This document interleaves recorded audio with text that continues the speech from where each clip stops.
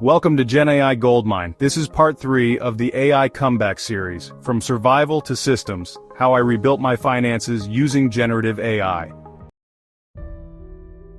If you've walked with me through part 1 and part 2, then you already know.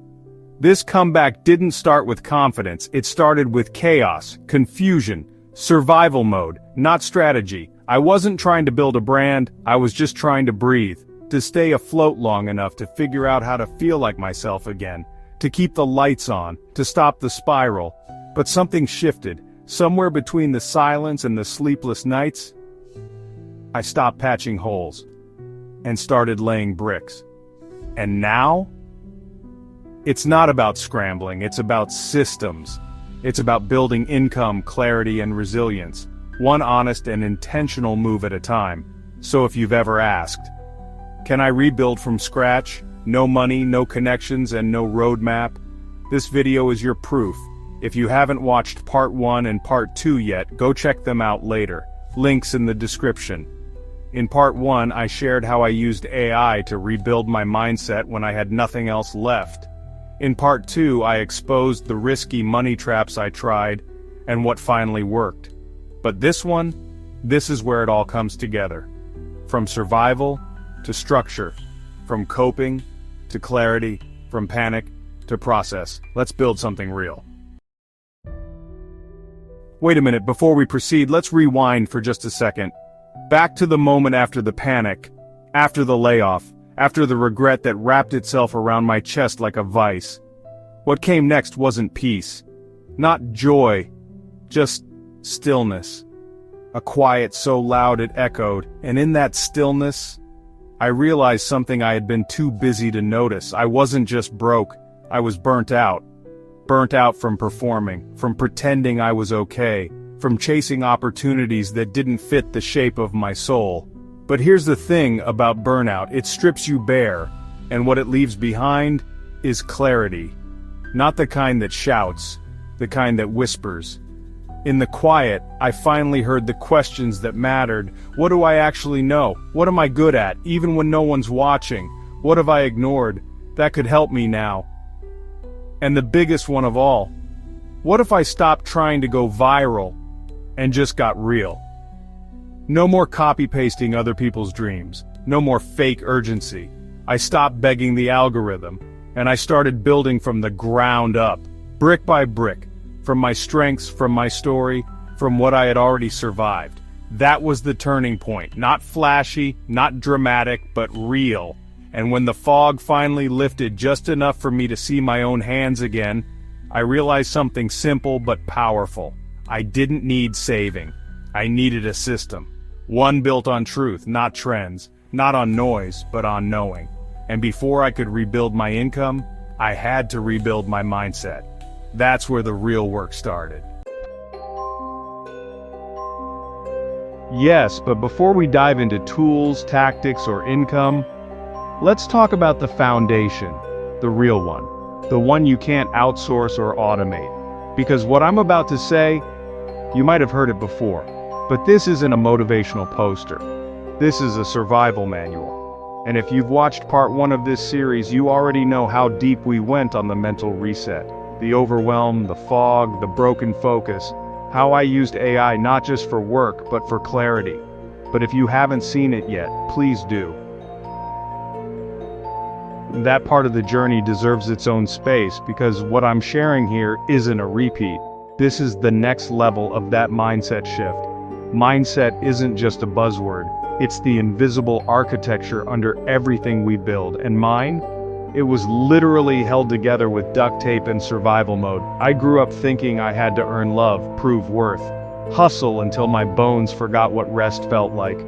So even when I started learning new skills, even when AI tools began unlocking doors, I still felt stuck. Not because I wasn't capable, but because deep down, I didn't believe I deserved ease. I thought chaos was proof I was doing enough. That struggle made me worthy.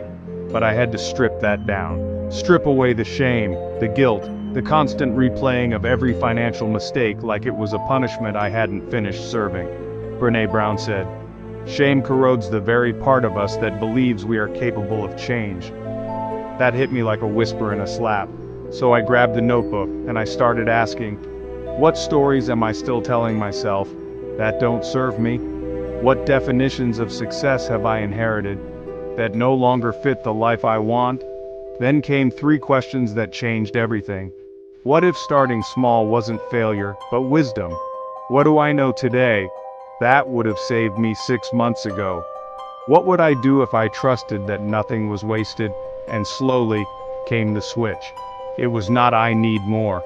It became I already have enough to begin with. That one belief, it carried me. When the money was thin, when confidence dipped, when the world looked at me like I had lost everything, that belief stood taller than all of it. I started affirming it daily. I am not late. I am not lost. I am not lacking. I began treating myself like someone I was responsible for helping. I forgave the version of me who didn't know better and celebrated the version who showed up anyway. And as James Clear said, you don't rise to the level of your goals, you fall to the level of your systems. So my first real system wasn't an app, wasn't automation, it was this, a belief system I could actually stand on. And once that was in place, then the income streams and sustainable wealth made sense.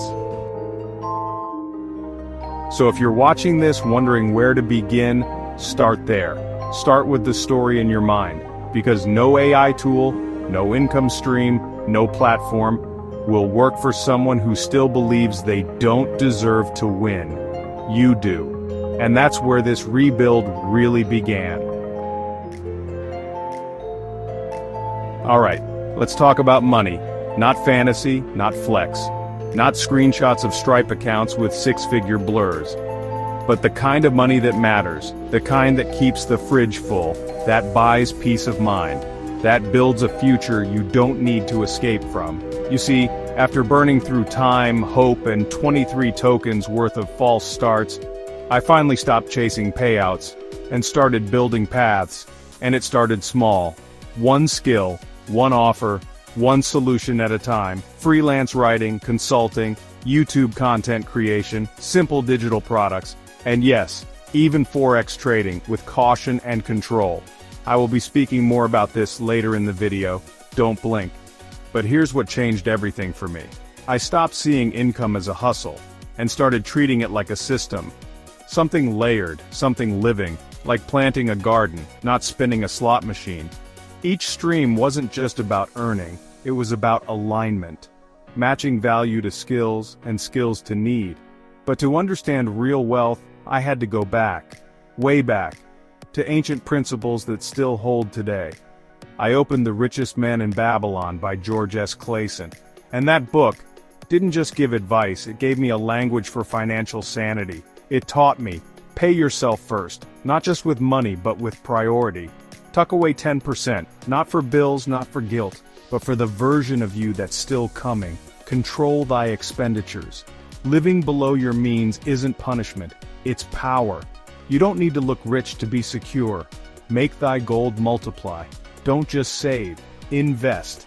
Let your money be an employee, not a trophy. Guard thy treasure from loss. Avoid get-rich-quick schemes and invest in what you understand. If it sounds too good to be true, it's probably a guru with a green screen. Increase thy ability to earn. Your earning potential grows with your knowledge, but the game changed even more when I picked up The Psychology of Money by Morgan Housel. That book, it didn't talk to my wallet. It talked to my wounds. I realized what brought me to my knees in the first place. It reminded me, wealth is what you don't see. The car's not bought, the shoes not flexed, the piece not posted. Luck and risk walk the same path. Respect both, prepare for both. Avoid lifestyle inflation. When your income rises, let your discipline rise faster. Time is the most valuable currency. Use money to buy time, not more reasons to stay busy. Maintain discipline to preserve wealth. And when my mind got clearer, I started seeing my AI tools differently, not as distractions, but as allies. That's when AI truly stepped in, not as a magic trick, but as momentum. Yes, let's talk AI, not the mythical kind, not the kind that's always smiling in YouTube thumbnails holding fake checks. I'm talking about the real kind, The kind that doesn't promise miracles, but delivers momentum. Because no, ChatGPT didn't show up wearing a cape, didn't drop a six-figure course in my inbox, didn't whisper, "You got this," into my AirPods. But what it did, it became a growth partner, not a genie, a gym partner, one that doesn't lift the weights for you, but shows you where the muscles are. I used it for everything: writing content, drafting proposals, email replies, outlining presentations, even structuring sermons when I needed grounding, even building sermon templates when I needed spiritual centering. Do you remember in part 2 writing sermon like I had a master's in theology? But here's the secret nobody includes in their AI tutorials. AI doesn't replace your skill, it reveals it. If your thoughts are messy, your prompts will echo the chaos. If your goals aren't clear, your output won't be either. It's not a wish-granting genie, it's a mirror and a multiplier. Because here's what changed the game for me: prompt engineering. One prompt changed how I pitched my freelance offer, another rewrote a client presentation in 2 minutes, with more clarity than I could find in 2 hours. AI isn't for the lazy, it's for the ready. You've got to come prepared. Know your outcome, know your tone, know your why. Then you plug that into the machine, and what comes out is multiplied clarity. Here's a prompt that saved me a full afternoon. Act as a brand strategist. Write a 3-email sequence for a freelance pitch that doesn't sound robotic. My tone is humble but confident. My offer helps X audience do Y thing fast. Boom. Tailored, efficient, human. What came out? Sharp, human, efficient. Exactly what I needed, exactly what the client wanted. And I didn't need a $3,000 boot camp to write it. But here's where it gets real. There were days I had zero belief in myself. No clients, no momentum, no glow. But when I crafted a clean prompt and saw something powerful come back, I remembered, I'm not broken, I'm not done, I'm just early. AI didn't replace my brain, it reminded me to use it again. Not everyone's going to get this. Some people are still out there copying templates, hoping for magic. But you're watching this series, you know better now. Because AI isn't for the lazy, it's for the ready, the curious, the builders. It's not a shortcut, it's a force multiplier, and when you mix it with intention, that's when the comeback compounds. Let's talk about how AI can help. So if you're sitting there wondering, can AI really help someone like me? What if I'm not a techie? What if I don't have clients yet? What if I'm not even sure what I offer? Here's what I'll say. You don't need to be an expert, you just need to be curious. You just need to be open. You just need to show up with a little belief and a blank screen. And start asking, how can this multiply what I already bring to the table? AI didn't rescue me, it responded to my effort. It multiplied my clarity. It helped me hear myself again, louder than the doubt. And that made all the difference. Because AI, it's not the chef, it's the kitchen. It won't cook for you. But it gives you the ingredients, the heat, and the timer. You still have to taste, adjust, and serve. Once I understood that, I stopped waiting for it to give me the whole cake, and started using it to mix the dough faster. You don't need all the answers. You just need better questions. How can this tool multiply what I already bring to the table? That shift. It unlocks something. And speaking of bringing something to the table, what do you do when you finally start offering value, but have no idea how to price it, pitch it, or package it? Coming up next, the scariest chapter for most of us, and one of the most liberating for me, entrepreneurship. How I went from avoiding the word sales to pitching with confidence and getting paid for my story, not just my skills. Let's go. Alright, this right here? This chapter broke the chains, because I had to stop being afraid of the word pitching. For the longest time I thought pitching meant selling myself, like some desperate car salesman waving discount signs and praying for mercy, sweaty palms, fake smiles, and the ache of pretending to be confident. But I had it backwards. Pitching isn't about bragging, it's about solving. It's not. Here's what I do. It's, here's what you're struggling with, and here's exactly how I can help fix it. Guess which one got the reply? Yeah, not the resume, the relief. Now let's talk about something we all ignore. Perceived value. Let me define it in simple terms. Perceived value is what something feels worth, not what it costs. People don't pay for your time, they pay for clarity. They pay for outcomes. They pay to stop hurting. Think about it. You can spend 5 hours doing something no one understands, or 20 minutes solving a $10,000 problem. Guess which one they'll remember? Let's rewind to part 2. You remember that moment I wrote a full sermon for a pastor in 10 minutes using ChatGPT? But I delivered it in 6 hours. Why? Because instant doesn't feel expensive. I knew I had to anchor the value, make it feel thoughtful, tailored, powerful.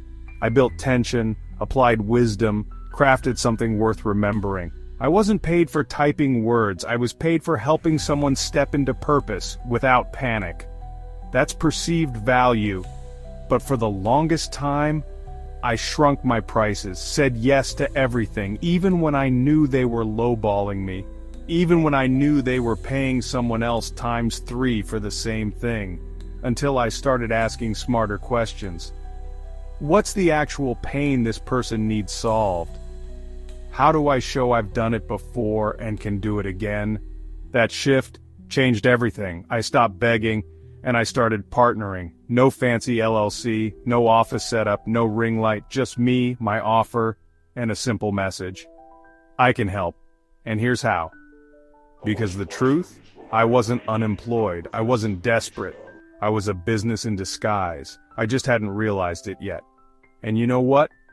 You don't need a logo to have value. You need clarity, you need courage, and most of all, you need to stop whispering your worth. When I stopped pitching from fear, I started building from power. Up next, now that I stopped shrinking, what did I build? How did I turn these small wins into systems, offers, and income I could repeat? Let's talk systems and stacking offers, the engine behind my comeback. Ready? Let's go. This chapter, it wasn't loud, it didn't go viral, but it changed everything. Quietly, completely. Because I stopped chasing every shiny promise and started stacking quiet wins. One brick, one system, one offer at a time. I didn't need more hustle. I needed structure. I needed something that didn't rely on motivation, but ran on rhythm. System means anything that's repeatable, reliable, and reduces stress while increasing value. I wasn't making millions, but I was making sense. No more random one-off gigs. Every step on my value ladder had a purpose, and it led somewhere. A blog post led to a newsletter led to a digital product, a video led to consulting, a DM led to a booked call. Each system bought me time and trust.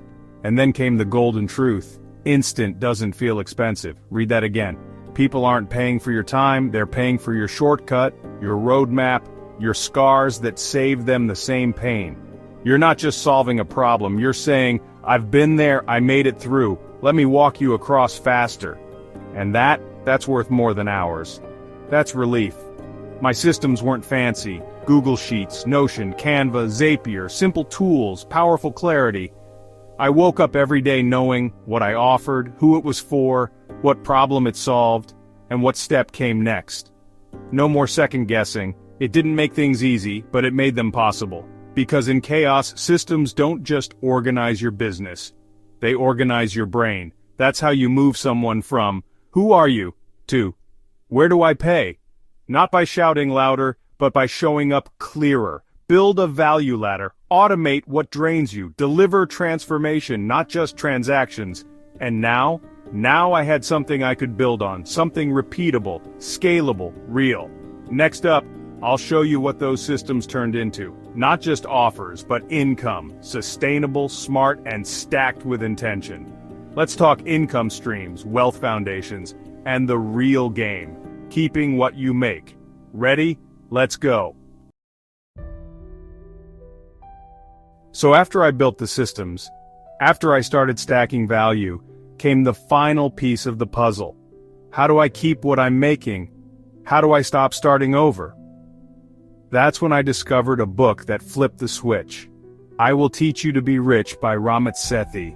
It wasn't just a personal finance book, it was a lifestyle manual for people like us, people rebuilding. Here's what stuck with me. Automate your money. Set up systems for saving, investing, and paying bills, so decisions aren't draining your energy every month.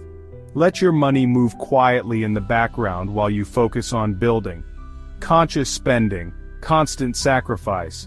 Spend extravagantly on what you love. Cut mercilessly on what you don't. Guilt-free. It's not about restriction, it's about direction.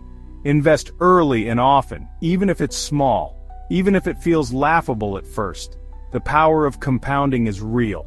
And the earlier you start, the stronger it grows. Negotiate everything, from your bank fees to your Wi-Fi bill. Every shilling saved is a seed planted, but above all, money isn't just math, it's mindset, it's story, it's belief. Building wealth isn't about chasing everything, it's about aligning your money with your values and your habits with your vision. The richest thing I've built so far? A sense of control. For the first time, I wasn't reacting, I was designing. And with that foundation laid, with systems running and clarity returning, I felt ready to explore again, to take a smart risk, to face something I used to fear. Let's talk about Forex trading, not hype, not hustle, but discipline, and the mindset required to survive the chart battlefield. A lot of you asked me, what happened with Forex? Well, let's be real, it didn't make me rich, but it did make me responsible. See, when I first started trading, I thought I was learning a strategy. But what I was really entering? Emotional boot camp.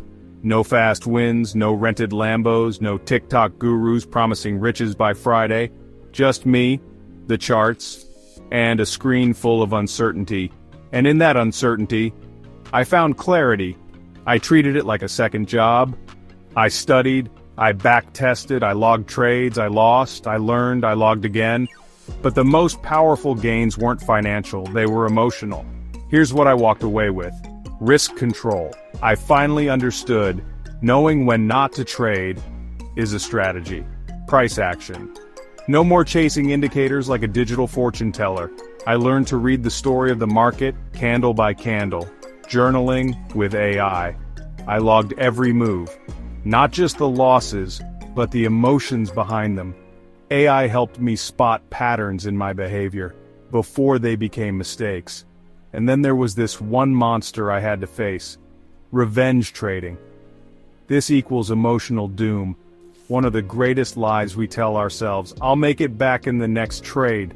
That lie, it cost me more than money. It cost me peace. It cost me confidence. And yeah, it cost me capital too. But the biggest revelation? Trading isn't about money. It's about who you become in the face of chaos. It's about emotional clarity, restraint, and growth. Every trade showed me something about myself. And that's why I still respect Forex. Not because it's a fast lane to freedom, but because it's a mirror. And if you let it, it'll show you the parts of yourself that hustle culture hides. So if you're thinking about diving in, ask yourself this. Are you chasing dopamine or discipline? If you're considering Forex, don't just bring your money, bring your mindset, bring your humility, and know this, the charts don't care who you are, but they will show you who you've become. If you're still here, I mean this from the deepest part of me, thank you. You've walked with me through the fear, the fallouts, the false starts. You've sat through the silence, you've seen the brokenness, the burnout, the bots, and the bounce back. But let's make one thing crystal clear. This series was never about going viral. It was about becoming unshakable, mentally, emotionally, financially. I didn't just survive, I didn't just hustle. I built systems, I sharpened real skills, I created multiple income streams, and slowly, breath by breath, I rebuilt me. Not the version people expected, not the polished one for LinkedIn, the real one. So here's what I'll leave you with. Start where you are. Use what you have. Don't wait for perfect. Just start building, and don't wait for perfect, because when you show up, even unsure, even scarred, life has a funny way of showing up too. And AI? It wasn't the hero, it was the hammer. The real builder was always you. Drop a comment below. What part of this story hit home for you? Do you want the full blueprint? Download the AI Comeback Series PDF, get the link in the description.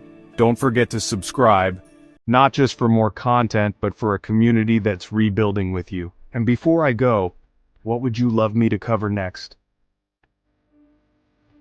A breakdown of AI tools for beginners? Or building a 3-tier offer system? Please remember, this is your space now too. Well, this isn't the end, it's just the blueprint. Let's build something real together. Thank you for watching. See you on the next build.